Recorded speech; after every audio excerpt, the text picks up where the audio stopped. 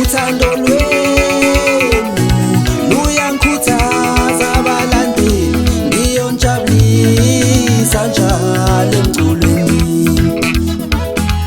Uthando lwenu luyangikhuthaza abalandeli, ngiyonjabulisa njalo emculweni.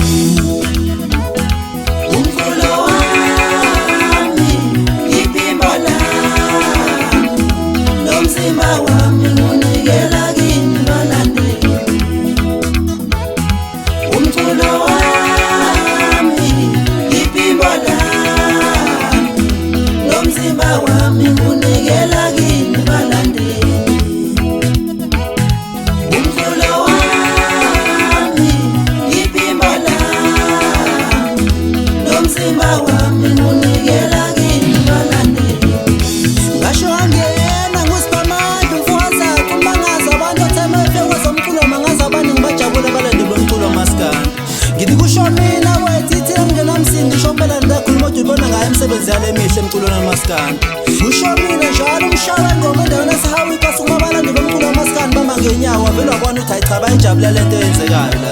Abanye ngababona nje sebephamisa izandla emoyeni sebeshaya emoyeni ngabona ukuthi hayi cha bajabule ngempela.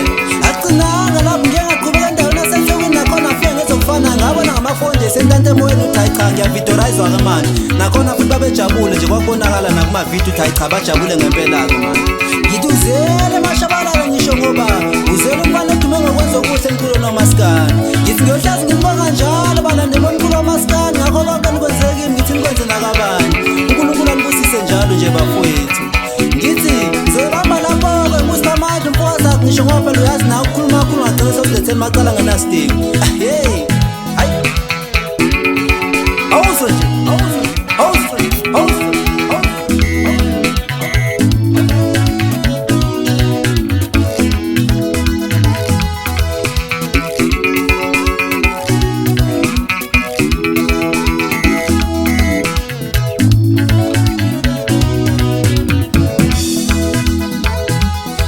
Isapoti yenu eningipha yona iyangijabulisa njalo balandeli bami.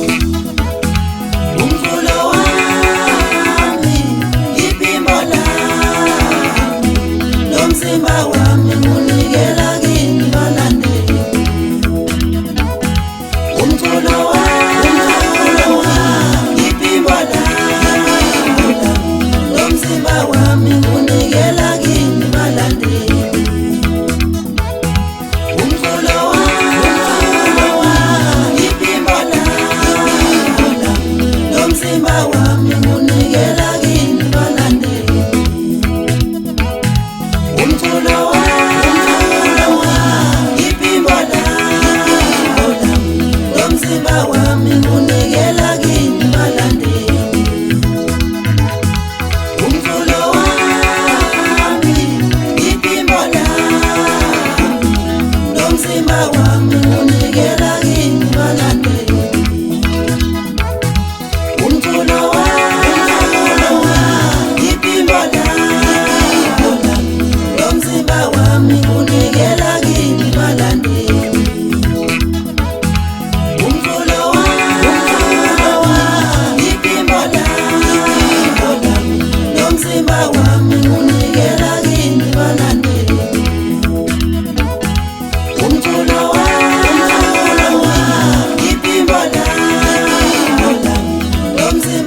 wami unikela kini balandeli.